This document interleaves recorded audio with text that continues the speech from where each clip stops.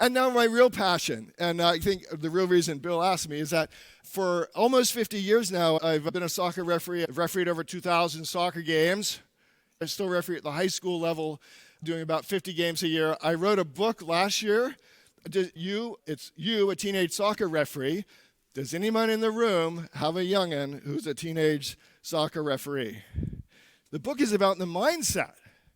How do we get a kiddo who's learning to do something new and hard and it's really impossible to be a good referee for the first 2-3 years?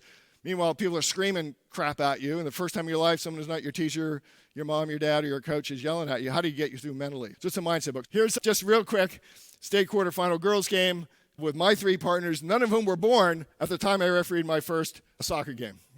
So it's the weirdest thing in the world, like to be a sports official. Like, who wants to do that? I mapped out my time for the high school season. It's $18 an hour. It's a lot of travel. And so a lot of times, like a coach is going off or a player's going off. By the way, teenage athletes are fantastic.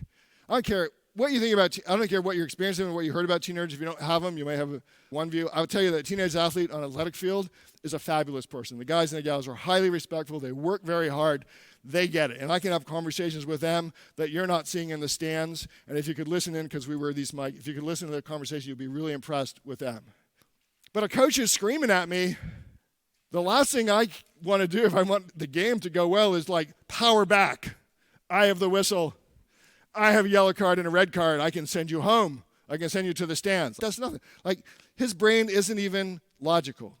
I have to remember that what that on-fire brain needs to know, first of all, is that it has been heard. Bill's mad at me. I don't have to agree with Bill, but I'm going to give him the time and the space to download.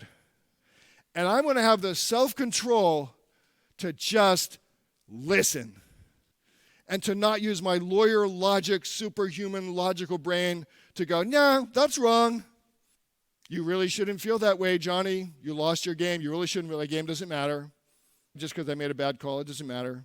Like, you shouldn't feel. That's logic. No. Your job is to absorb, first of all, because what that brain wants to know, you understand what it said. Doesn't mean I have to agree that you are being logical, that your fear is rational, but at least reflect back that I understand that for you, who has the on-fire brain, to me, that this is important to you. And then I want to give that on-fire brain some power. When a line stopper with a coach I've used before is, and what do you want me to do about that? Because they're used to people coming up and saying, no, I'm the referee, I'm the whistle, shut up. I go, well, okay, I hear you. Because you know what? 50% of the time, they're actually right. Like, I'm running 5 miles in a game, but I don't see everything. They had a different angle. I'm listening. Okay, what do you want me to do about it? No one's ever asked them that question before. It's a showstopper. It's a pattern interrupt. But that's what that brain wants to do. By the way, that's really hard work. If you have kids who are playing youth sports, do not be the one. I'll come and get you. And I'll put you on YouTube and I'll make you famous if you're out there giving the referee or the umpire, the match official, a hard time. Just don't be that person, right? We have ruined it. We are ruining it for our children. And there's a whole bunch of us who are fierce tiger moms with our teenage referees and our umpires.